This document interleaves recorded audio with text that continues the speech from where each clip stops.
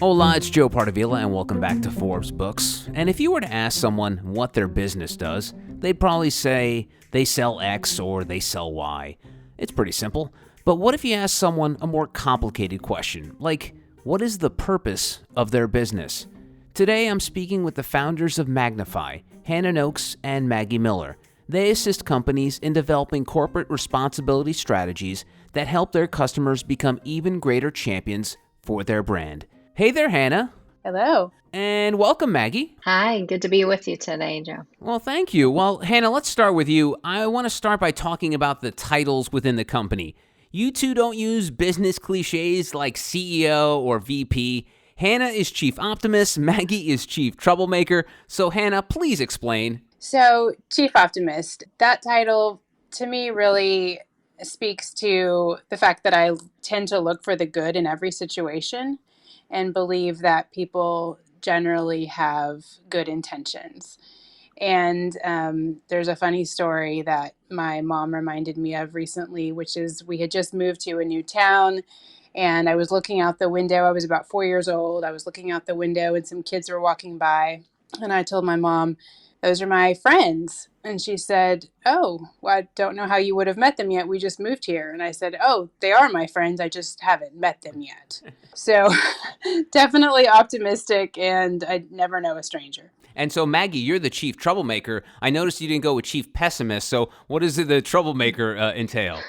Well, I have a great joy for probing, and I'm naturally absolutely curious. So I'm the person where, the sign says, do not pass here on this path because there's a cliff ahead, and I've got to go past the sign and look at what's beyond. So there's also no person who isn't my best friend. So the flight attendant, the waiter, staff at the restaurant, the person who's cutting my lawn. So I'm constantly probing people for information to get to know who they are because I'm naturally just so intoxicated by people. It's sort of what I say about myself. And so the troublemaker line is an ode to my never-ending curiosity. And I feel like I tend to bring that to business conversations where I will lovingly probe business leaders to kind of dig deeper so that they can get beyond the surface, beyond that sign that says do not enter.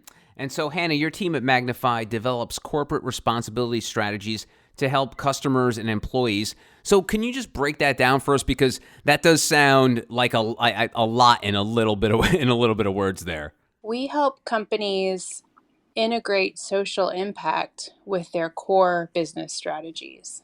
The companies that we have the opportunity to work with, the business leaders that we work with, tend to be individuals that are driven by purpose in their personal life. They want to live out their purpose through their work, and they want to use the capabilities and the resources of their companies for good. So we teach them how to do that in a way that drives value back to the business, that what we call supercharges profitability and is really integrated with their core business growth strategy. And Maggie, I want to go back to something that Hannah mentioned here, and that's the phrase social impact. For folks who are a little more old school, because that is a little more of a new school terminology, what does that mean to a company, social impact? For our purposes, social impact is really the effects that the business has on its stakeholders. And for stakeholders, we refer to anyone that can either be affected by the business, such as employees, customers, shareholders, suppliers, and operating communities where the company is doing business, which would be called their market. So social impact is the effects of that business on those stakeholders. So, Hannah, you've worked with some great companies at Magnify. Can you tell us about the work you did with Texas Mutual? Texas Mutual is a really great story. So Texas Mutual is the largest provider of workers' comp insurance in the state of Texas. And they're led by a very purposeful CEO. They have an amazing leadership team.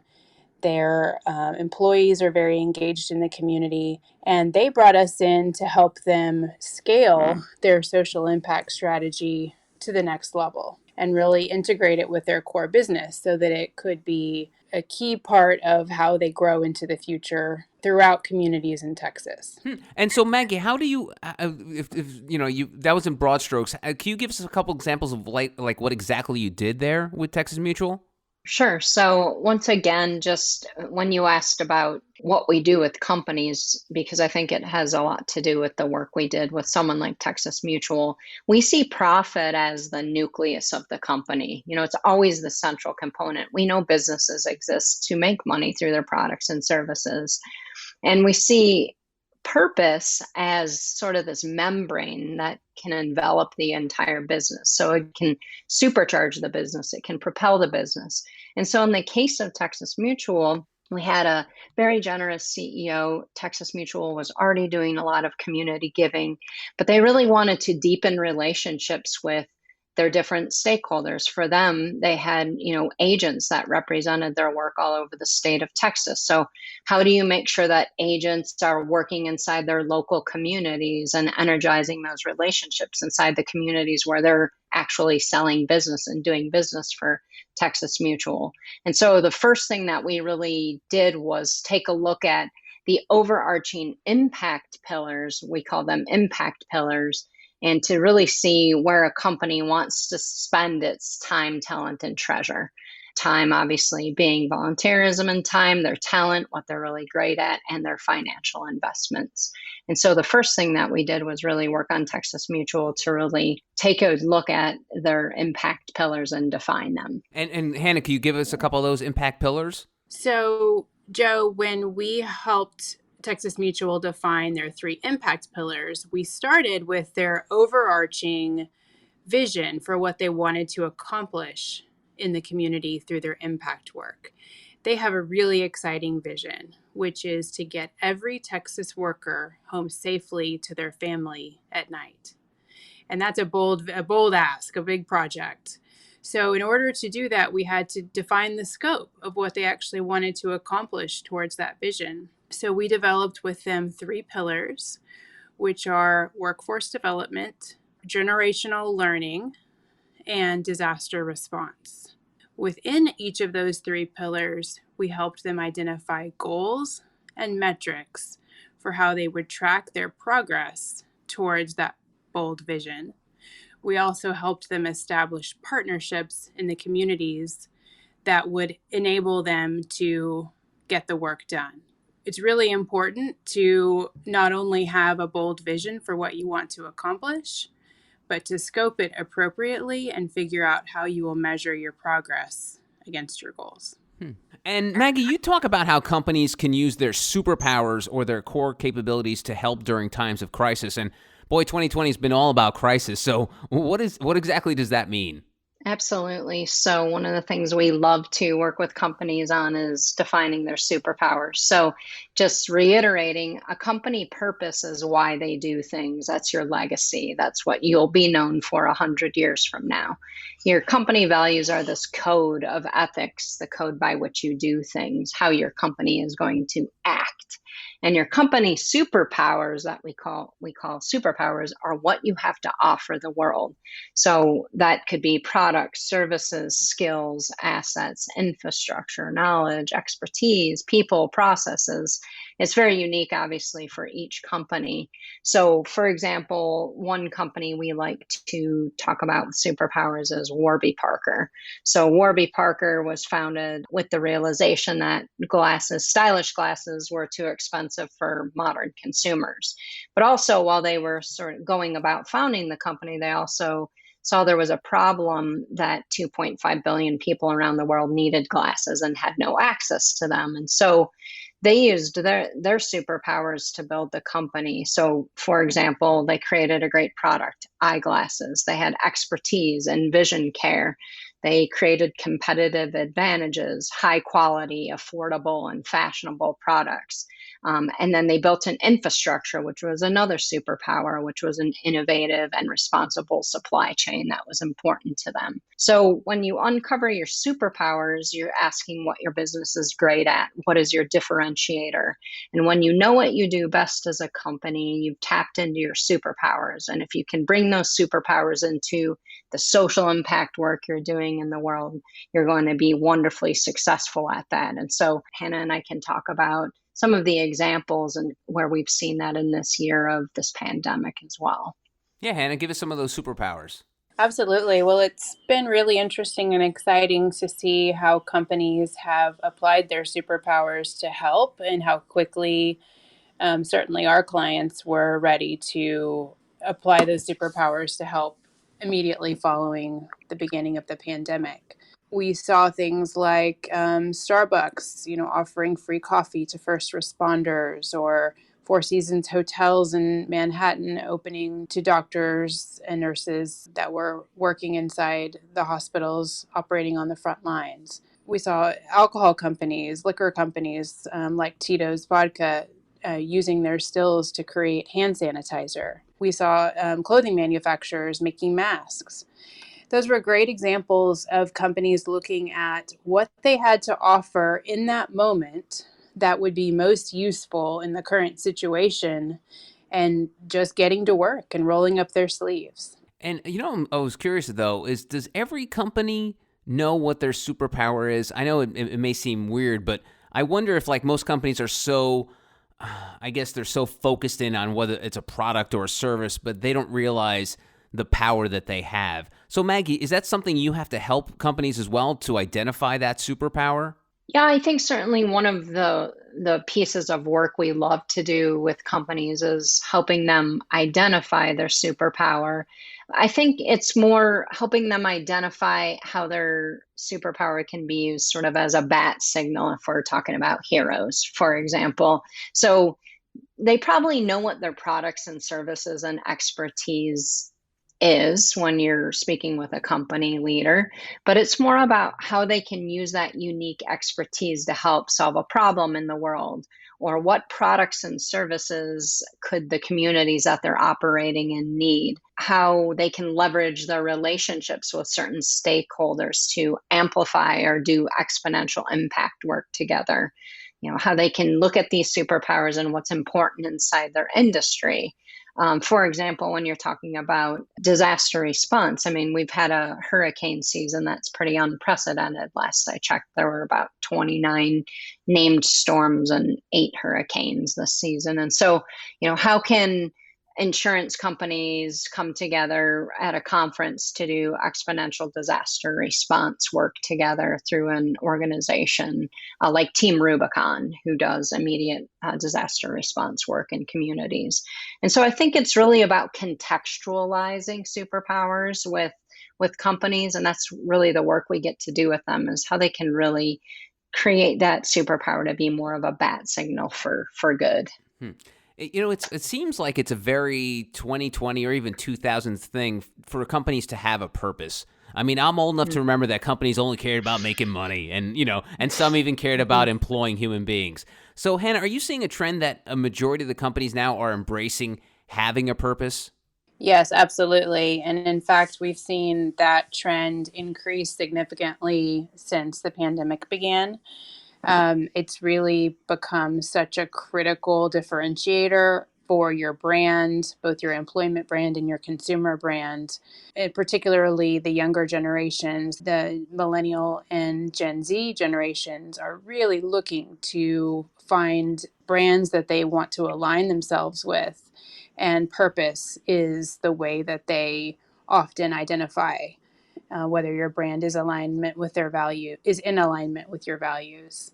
It was really interesting for us to learn that 76% of companies have recreated or updated their purpose statements in the last 5 years. That's according to some recent research from the Chief Executives for Corporate Purpose organization. And so what that really says to us is that brands are very conscious of the fact that consumers and employees care about their purpose statement, but also that they realize that the purpose of an organization can shift based on new priorities, a new environment in the world, and as companies become perhaps bolder about taking a stand against social issues, or want to have a bolder vision about what their company will, with the legacy that their company will leave into the future. If I can add to Hannah, I think it's really important to mention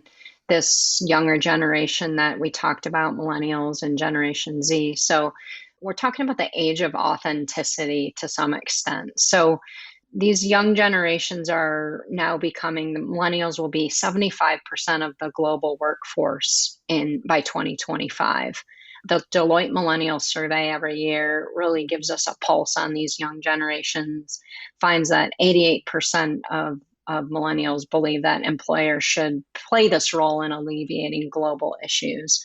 And Generation Z are 40% of the consumer marketplace. So these are really generations that want companies to address issues of global poverty, climate change, human rights, these big issues. And they want companies to clearly communicate their values and purpose and then back that up with really meaningful, authentic action. And, I guess there's levels of impact, and this is probably more of an anecdotal question for you guys, is the fact that, with the civil unrest and the Black Lives Matter movement, you saw a lot of companies embrace it. We support Black Lives Matter was on, every e-com's homepage. But I guess at the end of the day is these companies really need to step up with their hiring process, right? Because it's great that they're outwardly showing that they're supporting this movement, but internally, that's where these companies really make the bigger impact, right? By employing people of color. Is there a way to judge, how much impact the company can actually do? Well, I think, Joe, to that example, the statements have to be backed up with action. And what's becoming more and more critical in this age of authenticity is just that, authenticity. It has to feel like more than a statement. And your history needs to show that you're consistent with a statement that you're making.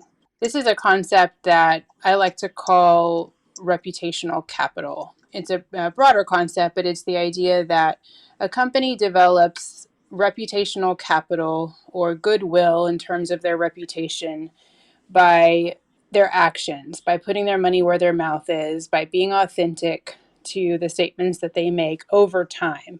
Back to the idea of responding during a crisis. When you have a reputation crisis, many companies have been in the midst of a Twitter storm, and if they haven't already, they might in the future. When you have a reputation crisis, you'll get more grace from your employees and your consumers if you've consistently shown that you are a good corporate citizen. To your question, absolutely. Those statements need to be backed by action, whether it's in your hiring practices or showing that you've been consistently concerned with equality across all of your operations and your hiring practices. I like the word espoused, which for me means that these statements need to be promoted, championed, embraced. They need to be backed, as Hannah mentioned. So to your question about, social injustice, a company could have a DEI area of their company, a diversity, equity, and inclusion area of their company. But that has to be really enacted into the operating and governance structures of the organization. They can't just put it there to say they have it. The kinds of partnerships that they build, the kind of actions that this group takes, their hiring processes, how they put people on decision-making boards and councils is really important. So that's where your values and your purpose get espoused through these actions. So it's really important that people can make a statement. And I think, as Hannah said, reputational capital is built over time. Not everyone's going to have all the answers to these questions right away. But if you make a statement, you have to be ready to bring those statements to life. On a related point, Hannah, talk to me about the responsibility revolution. So the responsibility revolution is the concept that with the age of social media, it is very clear which brands are authentic and living up to their commitments through social media. Consumers, particularly these millennial and Gen Z consumers that we talked about earlier, are really paying attention through those channels and will often reward or punish brands that are not in alignment with their personal values. You know, a perfect example of that is Nike, because I remember when they decided to stand by Colin Kaepernick, you saw a lot of right-wing media being like, this is the end of Nike, people are going to stop buying Nike, and then next thing you look, their stock prices are like booming, and people are buying their product. It's like, Maggie, they knew their audience, and they knew being on the right side of history was important to them. Yeah, I wasn't inside Nike to make those decisions, but I know that they did a lot of research about the decisions they made there. And as Hannah noted, this responsibility revolution, was largely driven by social technology. And it meant that consumers had a seat at the table and that they could make or break that seat at the table alongside a company, that their voices matter. Interestingly enough, Nike years before, if you remember in 1992, around the Barcelona Olympic Games, they were really protested at those games and there were images of sad young girls running sewing machines under their tagline of "Just Do It" that appeared in newspapers, and college students boycotted because of their labor practices at that time. And they were really blindsided by that. And so they really had to go inside of their purpose statement at the time. Their purpose statement is to unite the world through sport, to create a healthy planet, active communities, and an equal playing field for all. And so they really had to go inside of their supply chain practices and look at that. And eventually the Nike CEO, Phil Knight, admitted what they were doing wrong in 1998. And the company announced these sweeping and comprehensive reforms because people cared about how they did business. And Hannah, lastly, we talk about companies finding their purpose and what the purpose of the company is, but tell me what the purpose is of your company, Magnify. Yeah, absolutely. We went through our own process of defining our purpose, the same process that we take our clients through. For us, our purpose is to help focus the world's abundant resources for good. What we want our legacy to be is to help strong companies become even stronger through social impact. So we're really feel grateful that we're able to do that work every day. I'd like to just add, purpose needs to embody big ambitions. It's really your company's North Star. And so when you can get this big, expansive, overarching, bold meaning, your core reason for being, everything else falls into place under that umbrella. They are Hannah Nokes and Maggie Miller, the co-founders of Magnify. Ladies, thank you very much for the time, and thank you so much for what you're doing out there. Thank you, Joe. We appreciate the time. Thank you for having us. And that's it for this edition of the Forbes Books podcast, available for you to listen to and subscribe to on Apple, Spotify, Amazon, or wherever you get your podcasts. And please, don't forget the golden rule and treat others as you want to be treated. Thanks for listening. Until next time, adios. This has been a production of Forbes Books Radio. Find out more at ForbesBooksRadio.com.